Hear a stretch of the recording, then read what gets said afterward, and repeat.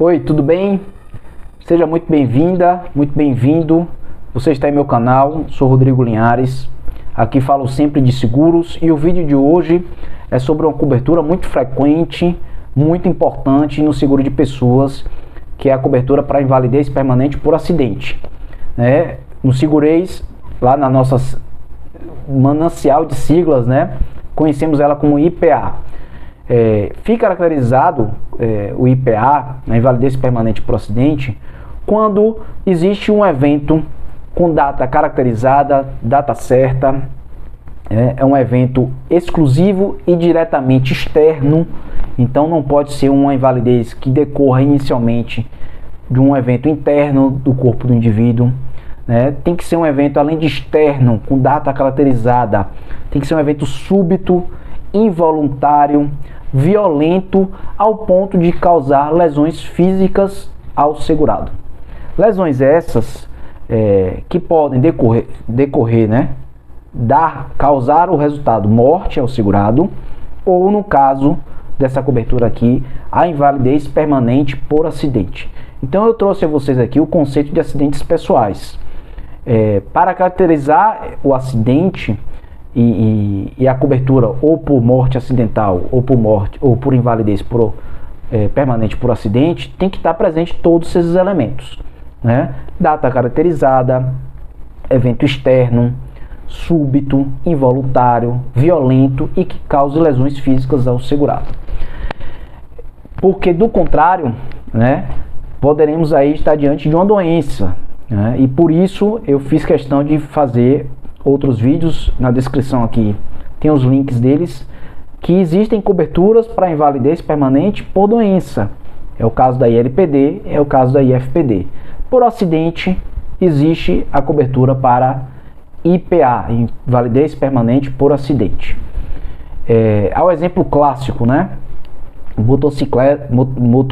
motociclista cai de sua moto, vem sofrer ou morte acidental, ou sobrevive, mas vem sofrer lesões físicas permanentes, mesmo com os meios terapêuticos conhecidos, aplicados ao segurado, ele perde ou total ou parcialmente um dos membros inferiores, Os danos foram tão severos que há necessidade de amputar um dos membros, e aí a perda anatômica, total do membro.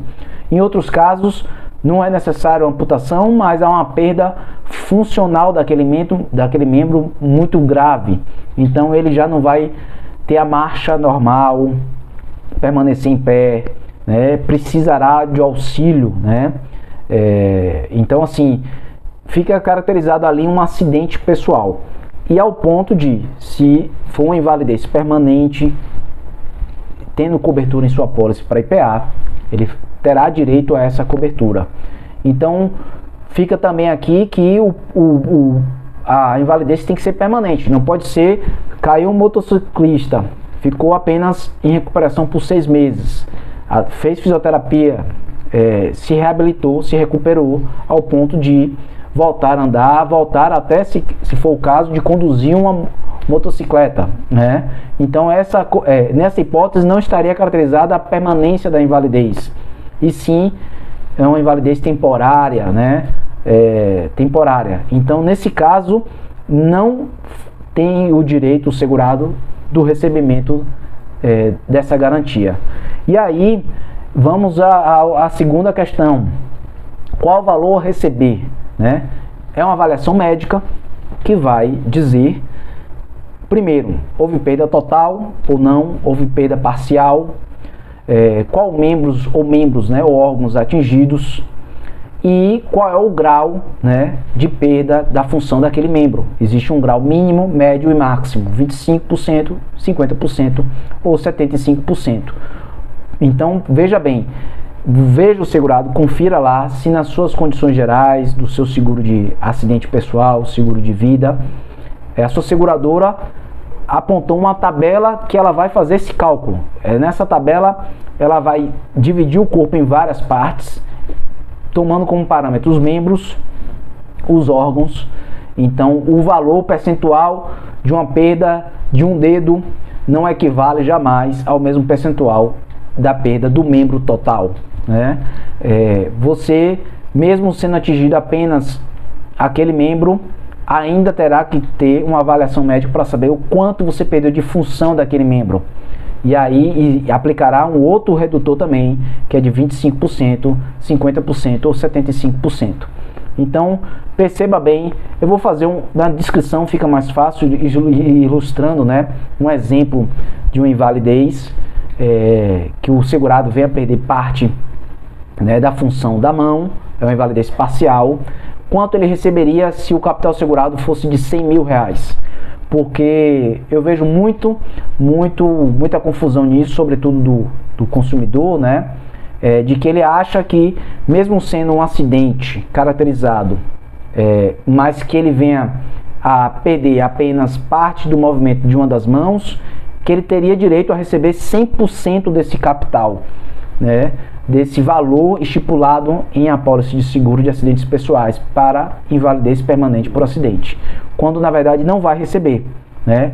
Só em casos muito severos, né, que o segurado tem uma repercussão muito grande desse acidente em todo o seu corpo, né, ele poderia receber 100% desse capital.